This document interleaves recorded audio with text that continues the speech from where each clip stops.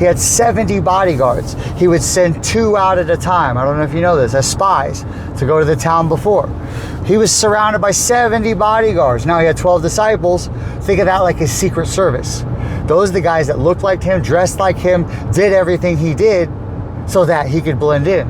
The only reason Judas got to him was because they paid Judas to identify and kiss him in the garden.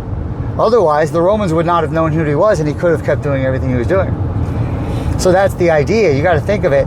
There's scripture that says, if you do not have a dagger, sell your cloak and buy a dagger. That's how important self-defense is in the Bible. That there's a scripture that says, look, it's more important that you sell your cloak. It's more important that you have something to defend yourself.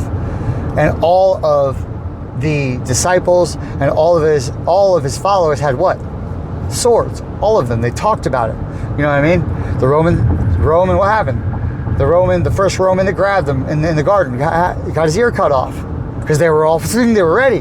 The first one who got in the garden and touched him got his ear cut off because surprised him, but that just shows how armed and ready they were. Now, the only reason they got there and knew that it was Jesus was because Judas sold him out. But he still fell asleep, remember that. But he still was surrounded by all his bodyguards, his secret service. Does that make sense? Because they were trying to assassinate him the same way they're trying to assassinate or did with Charlie Kirk. It's the same idea. Does that make sense? Yeah, they're killing a man for freedom of speech. Now, what's the problem?